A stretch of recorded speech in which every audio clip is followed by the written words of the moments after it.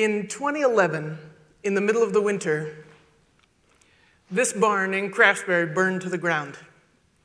And the barn was full of vegetables and crops and equipment. It was a devastating loss. But what the farm didn't lose was its community-supported agriculture, or CSA members. These are customers who pay for a share of food in advance of delivery. And when they found out about this emergency, many of them paid anyway, even though there was no food that year. Not only did they pay, they also donated more money and raised more money and asked friends and neighbors to give. Overall, tens of thousands of dollars went to help the farm rebuild. And the farmer was so inspired by this generosity that he wanted to pay it forward. After all, not every farm in Vermont has that kind of customer or that kind of network. The farmer founded the Vermont Farm Fund, a revolving loan fund for farm and food businesses. In an emergency, a producer can access money within 2 weeks at 0% interest. And since 2011, we've loaned almost $1 million into our local economy, 67 producers, no defaults. This is a story.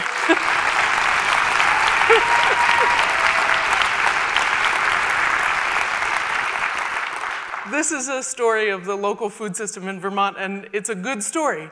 But we all know that at a global scale, agriculture doesn't always work this way. Individuals working in the food system and in agriculture today are some of the lowest paid people in our country. Industrial agriculture lends to the mistreatment of animals and the creation of inhumane and unjust supply chains. And globally, agriculture is a major contributor to climate change and to soil and water degradation. Now, Vermont is not exempt from our share of these challenges, but we also have begun to build a few alternatives. And this is because we don't tend to treat the agents in our food system like agents in an economy. We tend to treat them more like neighbors. Vermont's agricultural economy is small, and we rely heavily on fluid milk and dairy. But we also have a plethora of value-added and diversified operations. In Vermont, it's possible to know your farmer and to know their family and to know the face and the story behind the product. So what's the difference between this reality and the reality of the global food system, where your food is anonymous and often comes wrapped in plastic?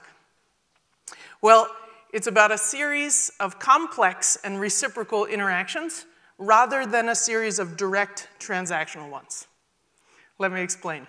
In an economy, we exchange goods and services for an agreed-upon value. You give me a cup of coffee, and I give you $2, or maybe $4, depending where you live.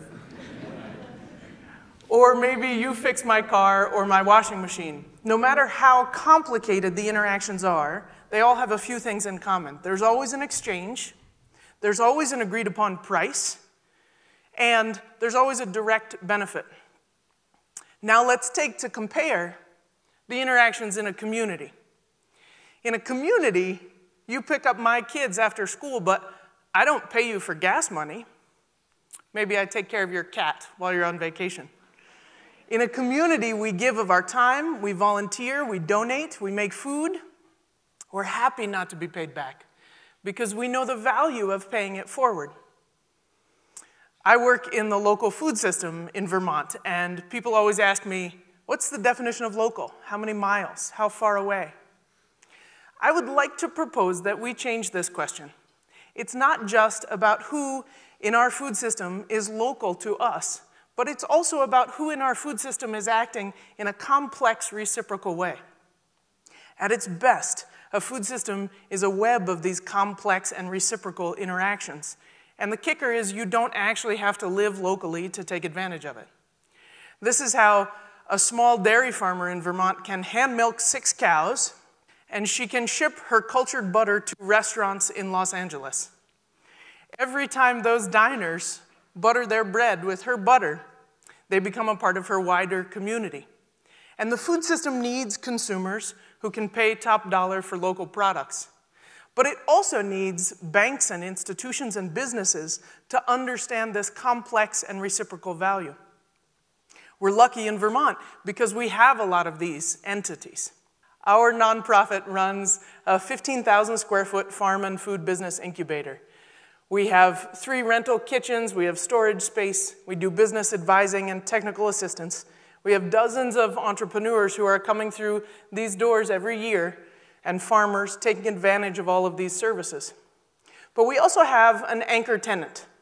And the anchor tenant is a world-renowned artisan cheesemaker. They make blue cheese and an Alpine-style cheese and soft, rind, bloomy cheeses that you should not take home in your carry-on if you are flying.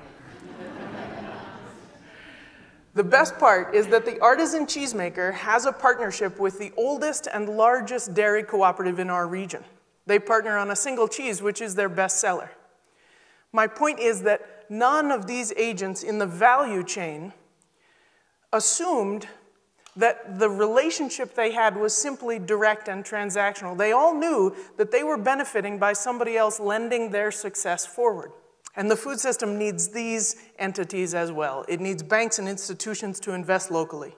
It needs businesses who can support other businesses. And it needs consumers who are going to pay for that product. But what if you are none of these? What if you don't have that kind of power in the food system? What if you're just a normal person trying to make ends meet? Or what if you can't make ends meet? What if you can't make ends meet? Well, you can still be a critical part of our local food system, and you can still be a good neighbor to food. In an economy, we're told not to leave money on the table. But in a community, we always leave money on the table.